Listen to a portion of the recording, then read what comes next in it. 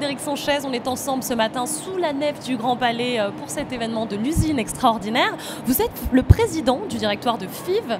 Qu'est-ce que c'est, FIV? Il me semble que c'est, vous me disiez, un quartier de Lille. Oui, c'est le nom d'un quartier dans lequel notre entreprise, FIV, autrefois elle s'appelait FIV Lille, est née. Donc c'est un quartier de Lille et nous sommes nés en 1812.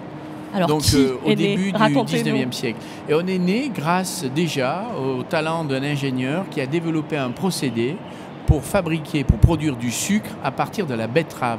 Jusqu'alors, le sucre venait des colonies et était produit à partir de la canne à sucre. Et parce que la France était sous blocus, c'est la grande épopée napoléonienne, la France n'arrive plus à s'approvisionner en sucre et un ingénieur de talent crée un procédé, et c'est de là que naît l'entreprise. Voilà, parce qu'aujourd'hui, vous faites des machines, des équipements et des procédés et des lignes de production. Voilà. Et aujourd'hui, c'est ce qui est fabuleux dans l'industrie, c'est que vous ne cessez de vous adapter aux évolutions en relevant les défis que le monde vous offre.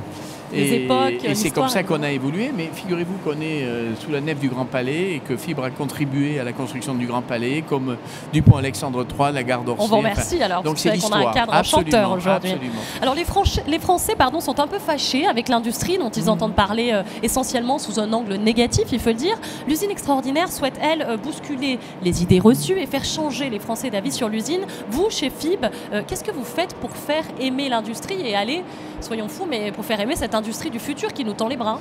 Oui, en fait, les Français ne connaissent pas l'industrie et je dirais que c'est aussi la responsabilité des industriels. C'est à eux d'ouvrir leurs usines, de faire mieux connaître ce que nous faisons. Et cet événement va dans ce sens.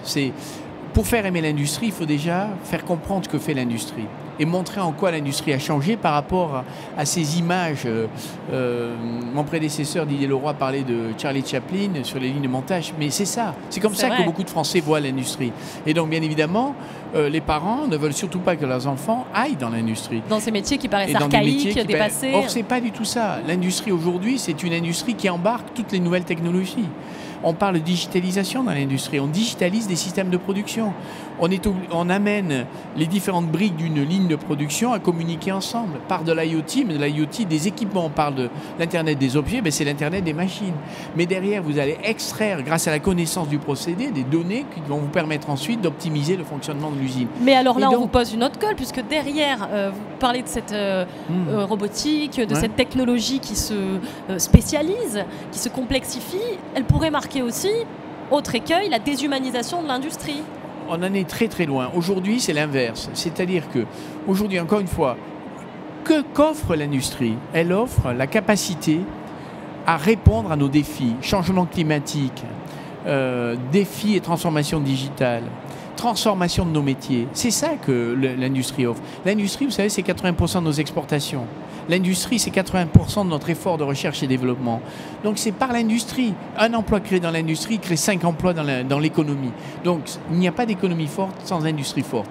Alors la déshumanisation, on va être confronté, et on l'est déjà, à une transformation des emplois. Les emplois vont devoir changer. Mais l'ouvrier va voir les machines le décharger de toutes les tâches pénibles.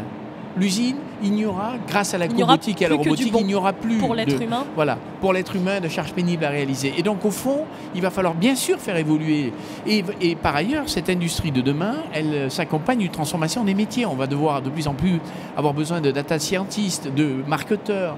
Donc, il y a de nouveaux métiers qui apparaissent en même temps que d'autres disparaissent. Je suppose, Frédéric Sanchez, que c'est aussi pour ça que vous êtes là aujourd'hui. On a vu beaucoup de jeunesse, beaucoup de collégiens, de lycéens se balader au sein de ces allées de l'usine extraordinaire et aller à la rencontre de présidents de directoire comme vous. Qu'est-ce que vous leur dites pour les séduire?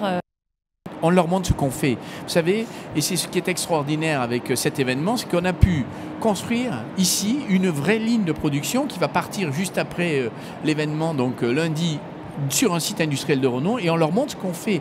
Là, il s'agit d'une ligne automatisée d'assemblage de pignons de boîtes de vitesse manuelles pour Renault. On en produit 300 000. Vous avez tout. Quand ils verront ce que l'on réalise, ils vont se dire mais c'est génial l'industrie, parce que c'est hyper innovant. Par ailleurs, on a un autre stand où on montre ce que nous faisons dans la co-entreprise que nous avons créée avec Michelin, où nous produisons et nous fabriquons et nous concevons des machines d'impression 3D métal. Et ça, c'est la révolution de demain. Et la machine 3D, elle intègre tout. les dimensions mécaniques, la conduite de la source laser, le logiciel, le numérique.